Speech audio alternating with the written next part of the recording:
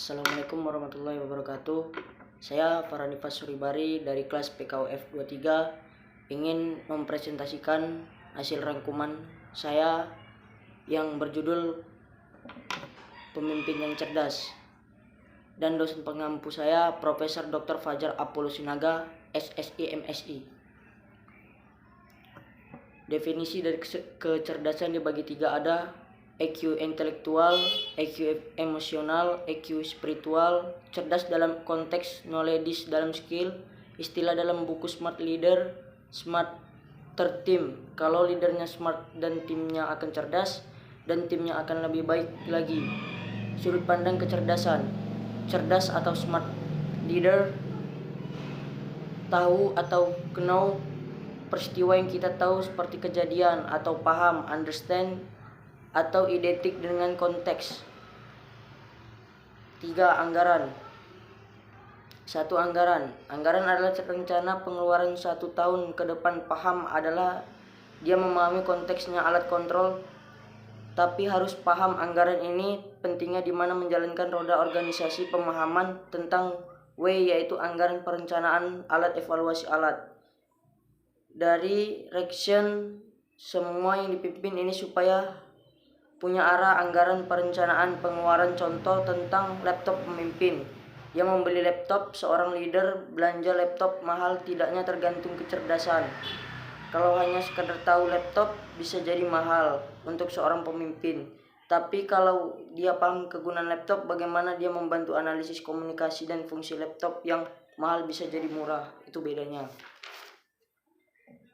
Seorang pemimpin yang cerdas smart bisa membuat investasi yang mahal jadi murah karena bisa difungsikan sebaik-baiknya dan seoptimal mungkin dan semaksimalnya. Contohnya seorang marketing, pemimpin perusahaan merancang sebuah strategi marketing. Dia tahu strategi marketing tapi tidak paham, sekedar tahu saja karena hasil buku dan memimpin rapat marketing.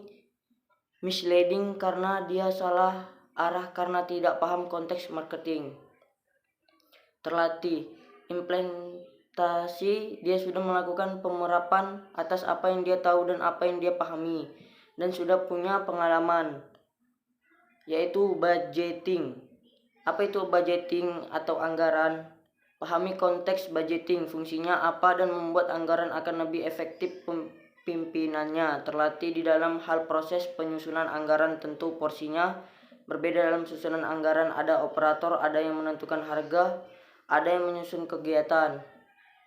Dari seorang pemimpin yang smart itu, dia selalu berusaha menaikkan levelnya dari tahu menjadi paham dan paham menjadi terlatih. Kata kunci untuk tahu yaitu belajar pada level yang input, membaca, menonton, mendengarkan, dan belajar. Dari kata kunci kedua, prosesnya adalah dia sudah masuk analisis dan mencoba analisis, dipicu oleh namanya keingintahuan yang ingin dia tahu, hanya maunya menerima saja. Dari yang ketiga kata kunci ini, terlatih dibutuh yang namanya persisten atau istiqomah, yang terjadi melakukan sesuatu terus-menerus menjadi terlatih.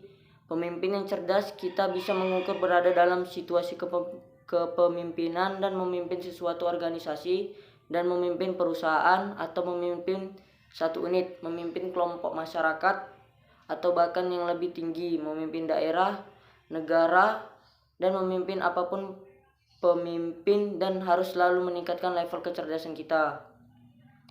Paham menjadi tahu dan paham menjadi terlatih, maka kepemimpinan kita yang efektif dan banyak hal yang bisa dilakukan kecerdasan kita. Hal yang bisa dilakukan kepemimpinannya efektif yaitu banyak level kecerdasan masing-masing. Pertanyaan, bagaimana ke kita? Pemimpin saya belum tahu apa-apa. Bisa jadi ditunjuk tiba-tiba menjadi camat, padahal sebelumnya belum pernah menjadi camat, dan apa itu tugas camat, dan juga bagaimana masyarakat di situ.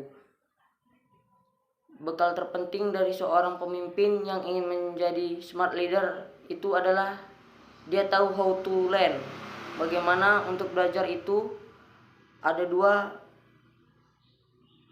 kecerdasan, yaitu pemimpin yang cerdas dikatakan fast learner atau cepat belajar, kemampuan adaptasi. Maka smart leader, ia adalah cepat belajar, cepat beradaptasi, memimpin yang cerdas dan memiliki kemampuan untuk belajar. Mutual learning, pemimpin harus bisa membangun situasi dan kondisi untuk belajar secara bersama. Pada level dasar pemimpin membangun sistem, contoh sistem paling sederhana adalah rapat untuk mendefinisikan masalah yang kita hadapi, membangun sistem.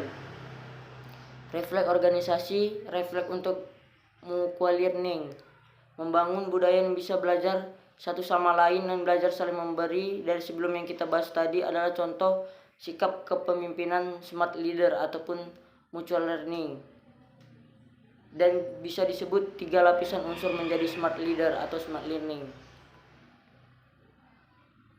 Pertanyaan umum, pemimpin yang smart itu sementara mau belajar? Jawabannya, jika dia tidak bisa belajar masalah kita hari ini atau solusi di kehidupan baru, harus belajar terus-menerus. Prinsip filosofisnya, kemudian pada praktek menghadapi dinamika juga, kita tidak belajar tertinggal pada pembelajaran aturan tersebut.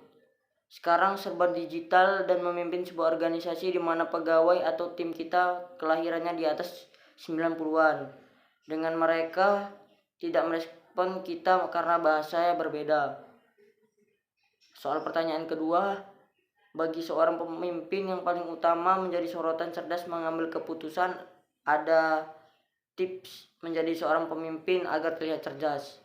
Jawabannya, cerdas ini bukan agar terlihat, bukan supaya terlihat, dan juga cerdas motivasinya adalah mengambil keputusan yang benar, tepat, harus solutif dan tidak membingungkan orang lain, berdampak positif. Disinilah kecerdasan seorang pemimpin smart leader itu akan mengambil keputusan yang baik, efektif, dan kita belajar agar menjadi pemimpin yang cerdas. Otomatisnya gaya bicara mengatur strategi, adanya style atau gaya kepemimpinan, ada yang gaya kalem dan gaya berapi. Dan jika dia cerdas, smart leader, pemimpin yang cerdas, gayanya dia akan bisa menghasilkan keputusan-keputusan yang baik dan efektif dan efisien. Soal ketiga, dalam memimpin yang smart, pemimpin harus tahu paham apa yang dipimpin. Kita harus tahu kerja keras, cepat, tepat, dan kerja ikhlas. Soal keempat, kita ragu mengambil keputusan yang kita ambil. Jawabannya, sebagai pemimpin kita harus percaya diri. Jika kita smart leader dan memimpin yang cerdas, otomatis kita akan percaya diri karena kita mengambil keputusan berdasarkan apa yang kita tahu dan tidak hanya itu yang mendasar apa yang kita paham. Terima kasih. Wassalamualaikum warahmatullahi wabarakatuh. Sekian rangkuman yang saya tulis dari dosen pengampu Profesor Dr. Fajar Apollo Sinaga, SSI MSI. Tugas 2, kepemimpinan yang cerdas.